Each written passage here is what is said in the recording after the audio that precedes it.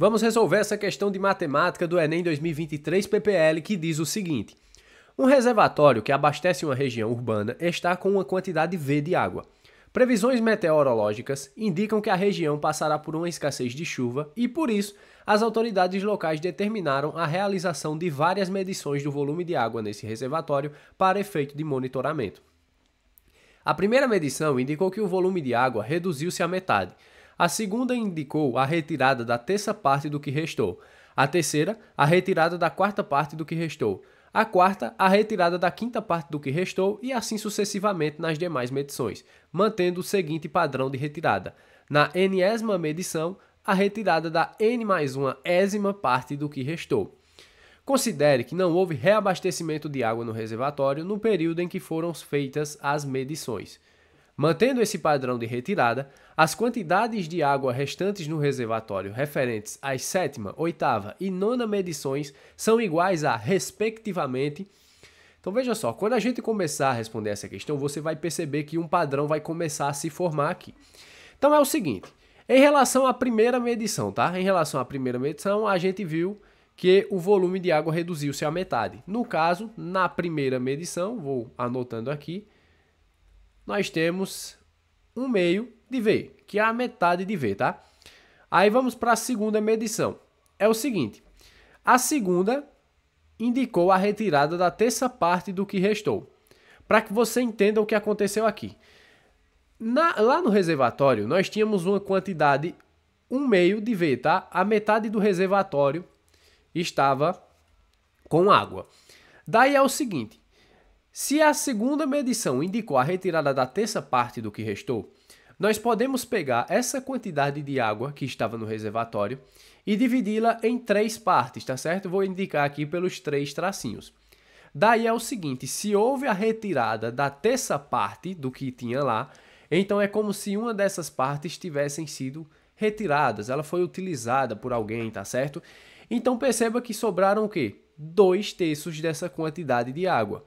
Nesse caso, para a gente descobrir a fração que corresponde a isso, a gente vai multiplicar 1/2 de V, que era a quantidade inicial, né, a quantidade da primeira medição, e multiplicar por 2/3. E aí nós temos que 1 vezes 2 é 2, 2 vezes 3 é 6. A gente pode até simplificar isso daqui, né? Pode não, a gente deve simplificar por 2, 2 dividido por 2, 1, 6 dividido por 2, 3. Então, 1/3 de V. Essa foi a quantidade que tinha no reservatório na segunda medição.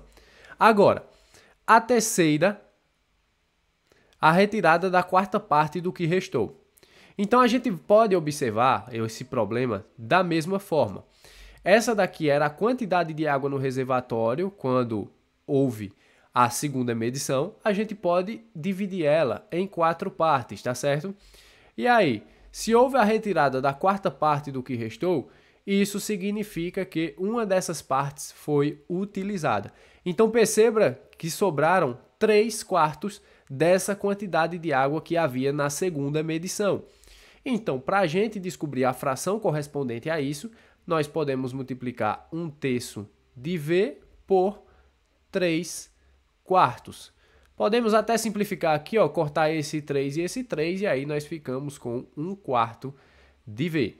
Já tem um padrão se formando aí, tá? Mas vamos por mais, porque tem mais um aqui, ó. A quarta retirada, né? Na quarta medição, melhor dizendo, nós temos a retirada da quinta parte do que restou. Bem, então é o seguinte, deixa eu trazer mais para cá.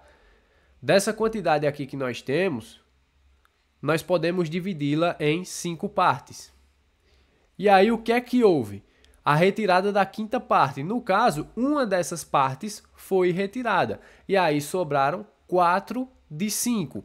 Para a gente descobrir a fração correspondente à quantidade de água nesse reservatório na quarta medição, nós podemos fazer 1/4 de V vezes 4 sobre 5. Podemos simplificar cortando esse 4 aqui com esse 4, e aí nós temos 1/5 de V na quarta medição. Ok, olha o padrão se formando aí, ó. Na primeira retirada, 1/2, na segunda, 1/3, na terceira, 1/4, na quarta, 1/5. Então perceba que o denominador está aumentando de 1 em 1 tá? E esse padrão, como ele se manteve, então vai continuar acontecendo isso.